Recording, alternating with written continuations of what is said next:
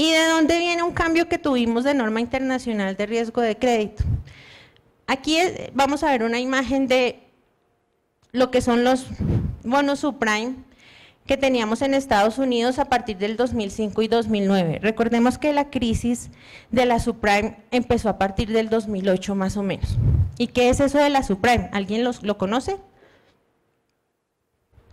Que hubo una crisis económica mundial, ¿lo recuerdan? Esa crisis se dio por el tema de los activos financieros. ¿Y qué activos en ese momento teníamos? Esos activos estaban garantizados con viviendas. ¿Escucharon el tema de burbuja inmobiliaria en Estados Unidos? ¿Qué es la burbuja inmobiliaria?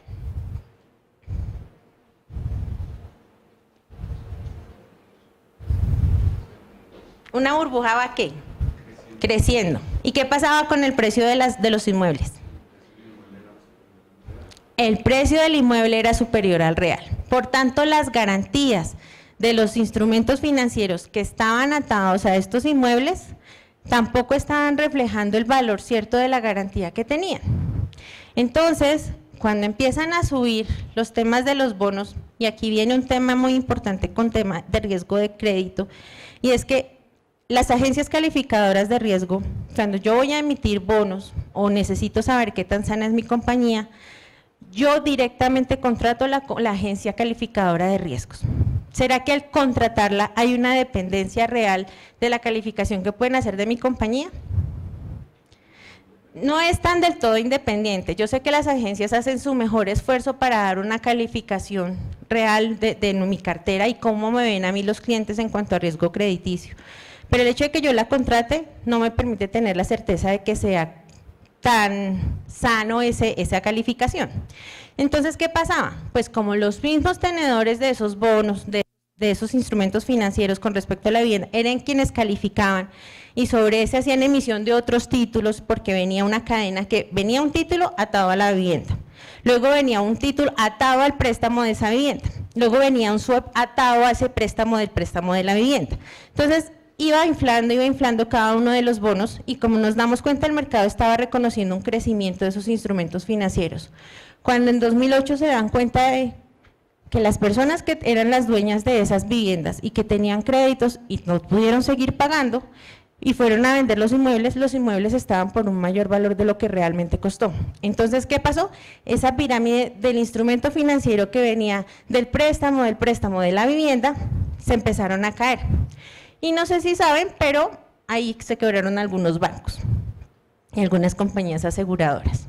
Entonces, al ver que esto es un riesgo que yo debí de haber previsto, porque debí de haber analizado la economía, se reúne Basilea y nos dice que yo ya no debería reconocer el deterioro de mi cartera hasta que se presente la morosidad, sino que debería adelantarme cuando empiece a ver yo este análisis de la economía y vea que se está presentando un pico que de alguna u otra manera, como conocemos nuestras economías son cíclicas, así como sube, en algún momento tiene que bajar.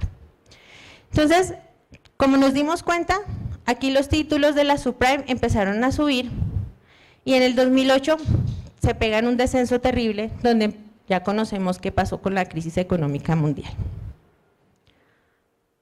Entonces, de ahí surge la NIF 9. Hay una crisis en el 2008 y lo que hace Basilea, que es la reunión como de todo el sistema financiero económico mundial, decide cambiar la perspectiva de cómo analizar ese riesgo de crédito.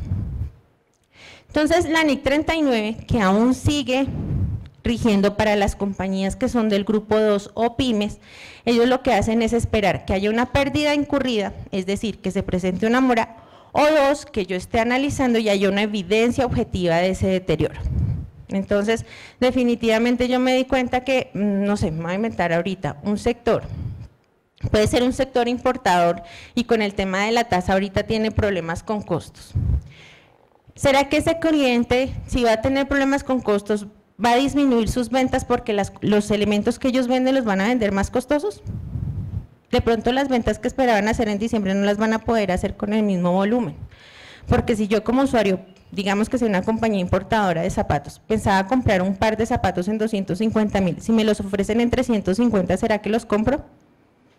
Y pensando en el grueso de la economía, probablemente no.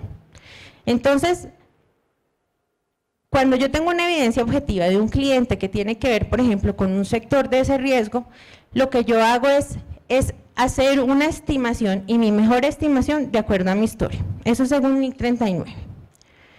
Pero lo que me dice es, si usted hubiese seguido esperando a que se presentara la mora, ¿qué pasó con su cartera? Se perdió.